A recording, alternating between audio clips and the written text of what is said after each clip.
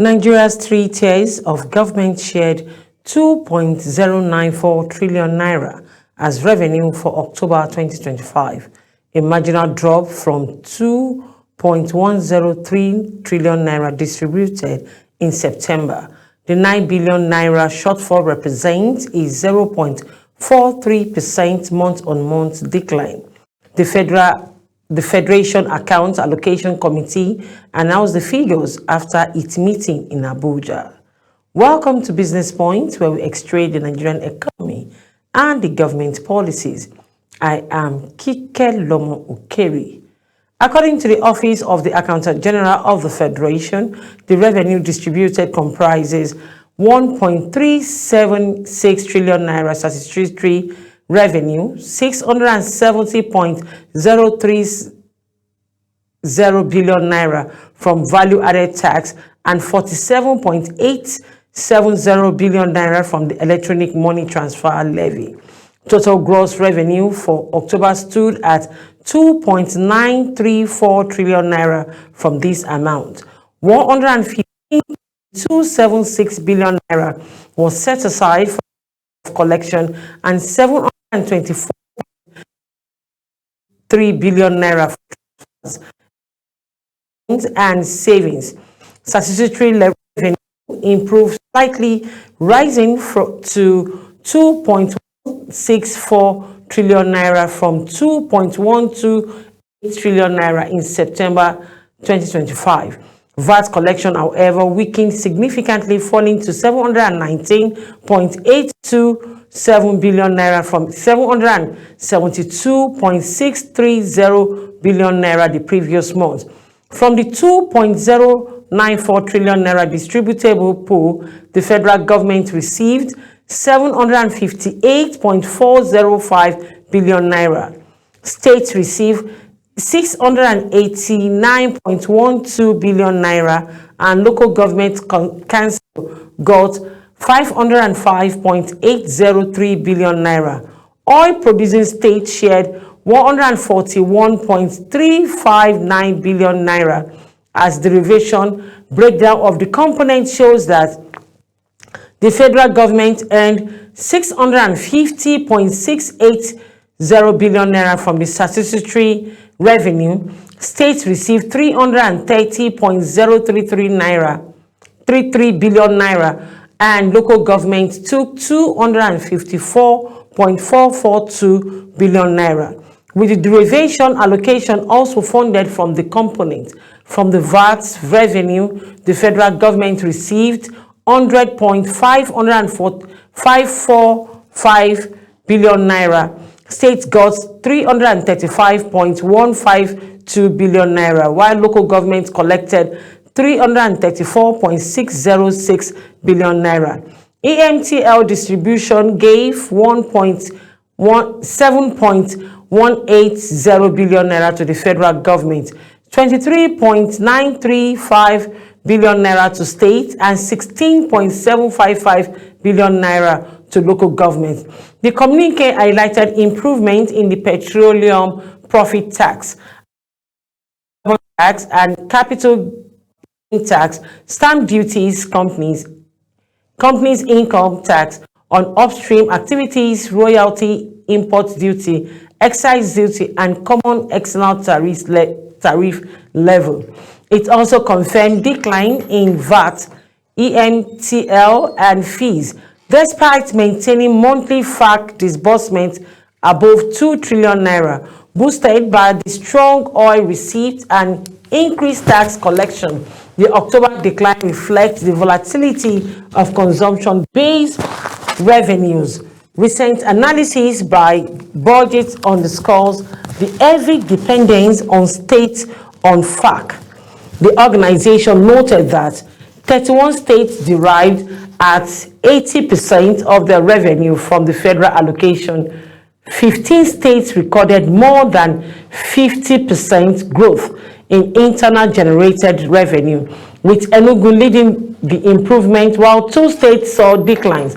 Budget warns that continued reliance on FAC may reduce incentive for states to strengthen their own revenue system.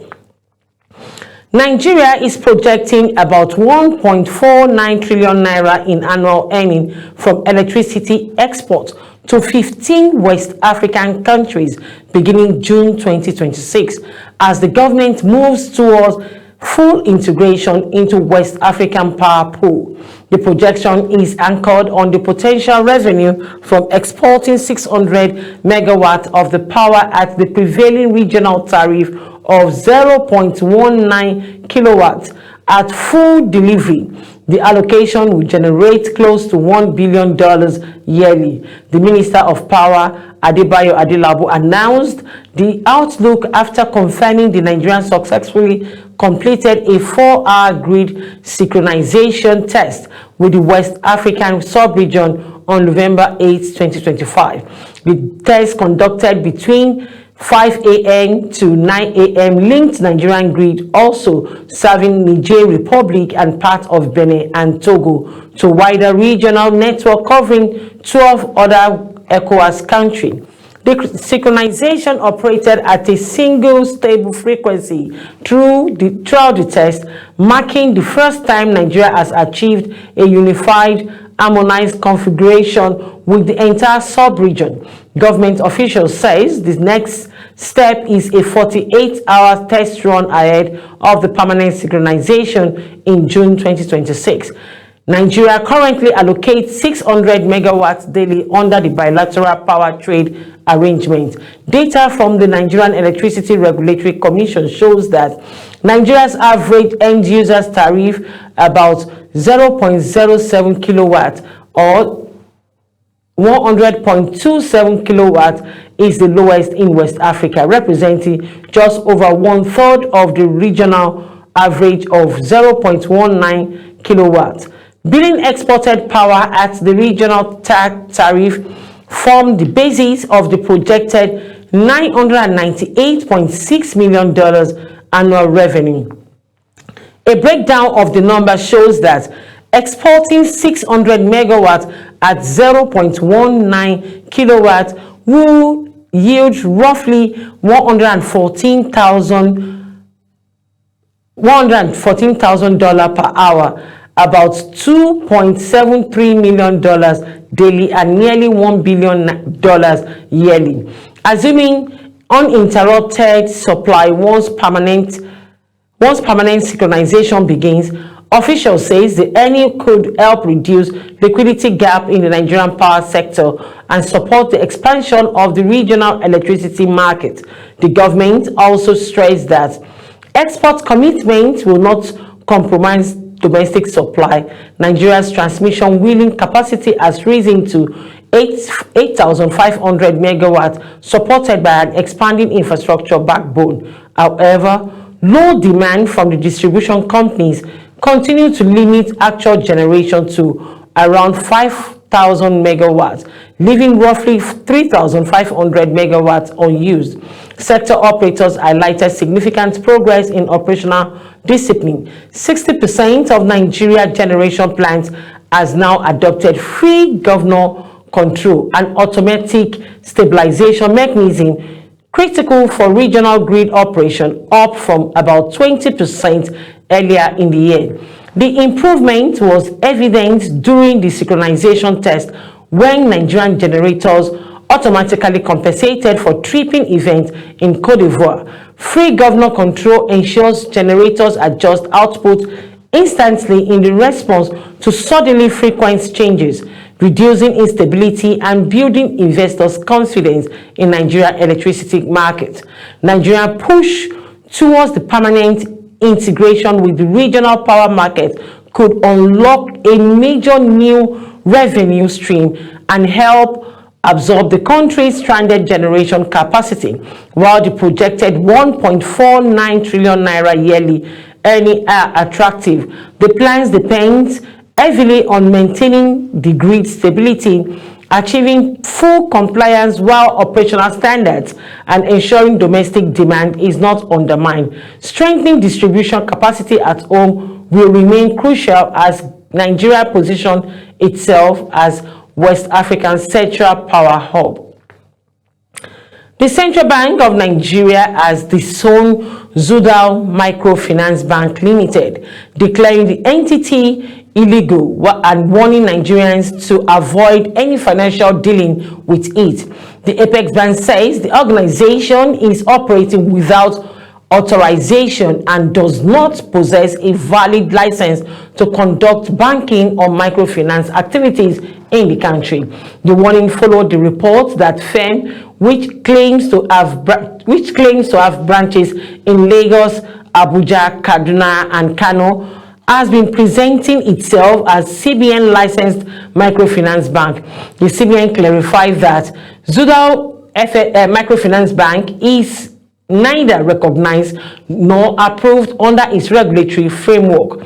Citing the Bank and Other Financial Institution Act 2020, the bank emphasized that only duly incorporated companies with valid CBN licenses are permitted to conduct banking businesses in Nigeria. It advised the public to avoid transaction with the entity, noting that dealing with the unlicensed operators expose individuals to serious financial risk. The Apex Bank reiterated its commitment to safeguarding the financial system from fraudulent and unregulated institutions and noted that the list of licensed financial institutions remain accessible on its website.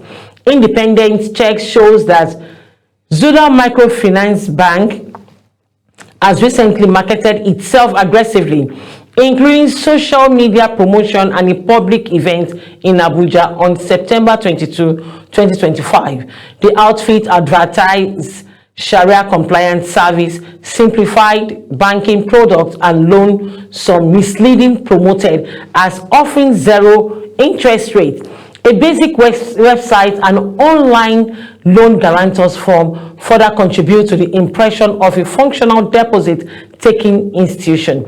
However, the organization does not appear on the Nigerian Deposit Insurance Corporation list of licensed microfinance bank, and the CBN disclaimer confirmed that the Zudal Microfinance Bank lacks approval to operate form of banking businesses in Nigeria. The CBN public warning underscores rising concern about the unlicensed financial operators using digital platforms to impersonate legitimate banks. As economic pressure pushes more Nigerians towards alternative lenders, fraudulent institutions are increasingly exploiting public trust. Clear communication, digital literacy, and stronger enforcement will be crucial in protecting consumers and preserving confidence in the financial sector. The Pension Transitional Arrangement Directorate, PTAD, has intensified dialogue with recognized pension union in a bid to avert a planned protest by a faction and pensioners to reinforce coordinated communication within the sector. At an emergency meeting in Abuja, the Executive Secretary of PTAD, Tolulope Oduniya, met with the leadership of the Nigerian Union of Pensioners and the Federal Parastatals and Private Sector Pensioners Association of Nigeria, FEPAN. Alongside PTAD management, the session focused on addressing grievances raised by dissenting groups and ensuring that pensioners' welfare and dignity remain central to ongoing reforms. PTAD outlined recent milestones aimed at improving the welfare of retirees under the defined benefit scheme.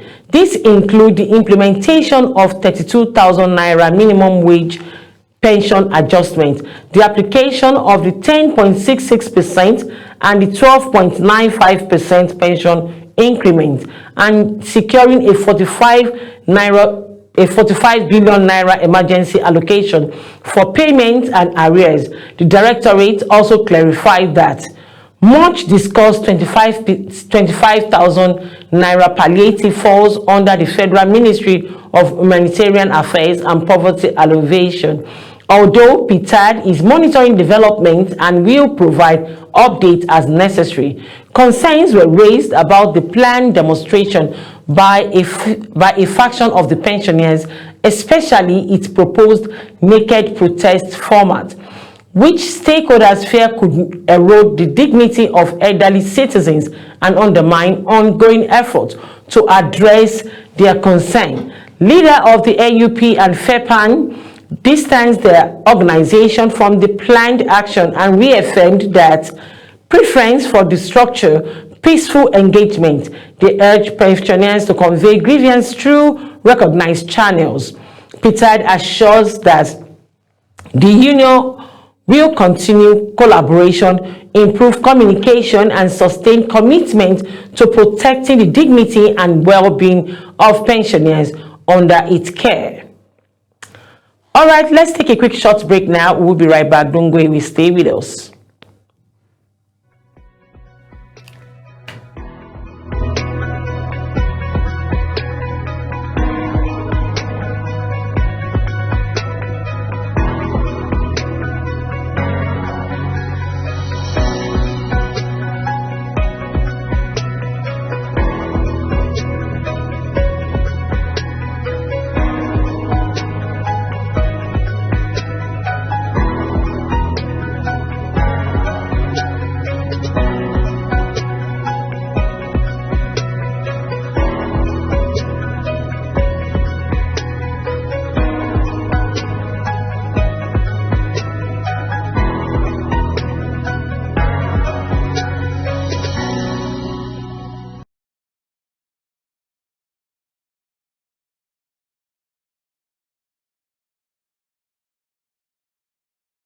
Just joining us, it's Business Point, where we extract the Nigerian economy and the government policies.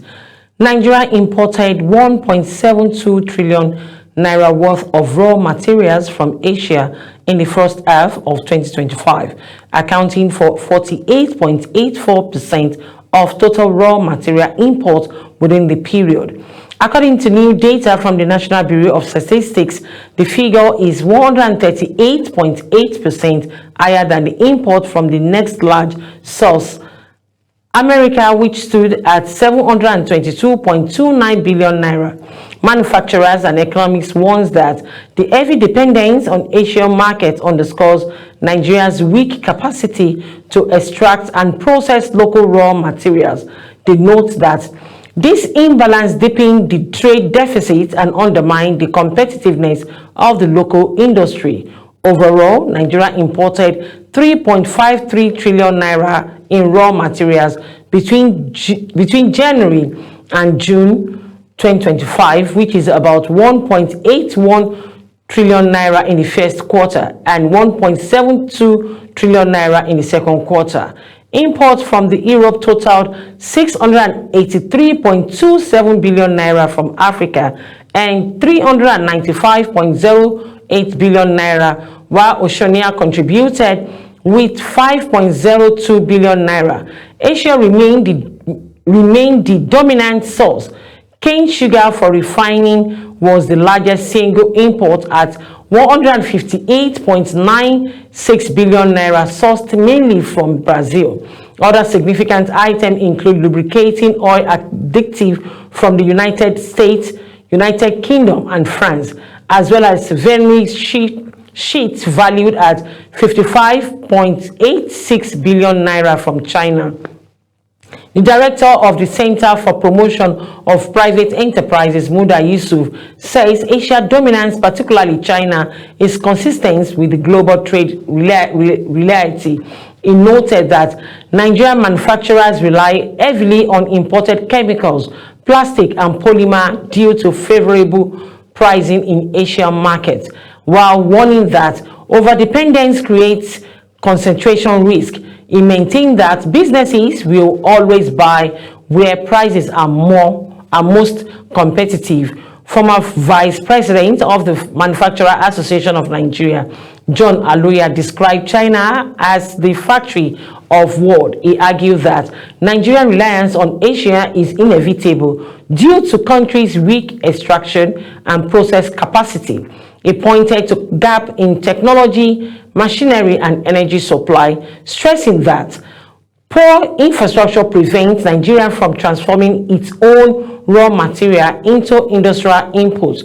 Aluya added that Nigerian losses significantly value by exporting unprocessed minerals such as gold, cumberlanite, and diamonds.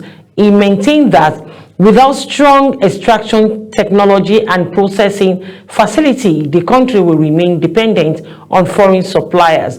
Across the board, analysts agree that Nigeria's reliance on Asia for nearly half of its raw material needs reflects deep structural vulnerabilities. They call for a coordinated national strategy to build strong extraction, process, and manufacturing system that can reduce import dependence and strengthen the economy. Before we call it a wrap today, let's take a quick look at the stock market. Turnover on the Nigerian stock market has climbed a historic 10 trillion naira, driven by renewed interest from both foreign and domestic investors. Fresh data from the Nigerian exchange shows that transactions reaching 9.57 trillion naira in the first 10 months of 2025, more than double the 4.47 trillion naira recorded in the same period in 2024. Foreign participation has strengthened significantly, now accounting for 21.2% of the activities, up from 16.7% last year. Foreign transaction hit 2.03 trillion naira, almost 3 times the previous year's level. Inflows rose sharply to 1.118 trillion naira, while the outflow reached 909.6 billion naira, leaving a surplus of 209 billion naira compared to a deficit in 2024. Domestic investors remain dominant, recording 7.54 trillion naira in transaction, vastly higher than the last year's 3.73 trillion naira. Institutional investors drove much of the growth, with turnover rising to 4.6 trillion naira, while retail activities also increased to 2.9 trillion naira. Over the past 18 years, domestic transactions have grown by 33.15%, while the foreign transaction rose by 38.131%. All right, this is where we'll call it a wrap on Business Point today. Join me again tomorrow on Global Television, channel 365 on DSTV and 276 on Star Times. To stay connected, kindly follow us on all our social media platforms using @Global TV NG. Till I come your way again, I am Kike Lomo Okeri.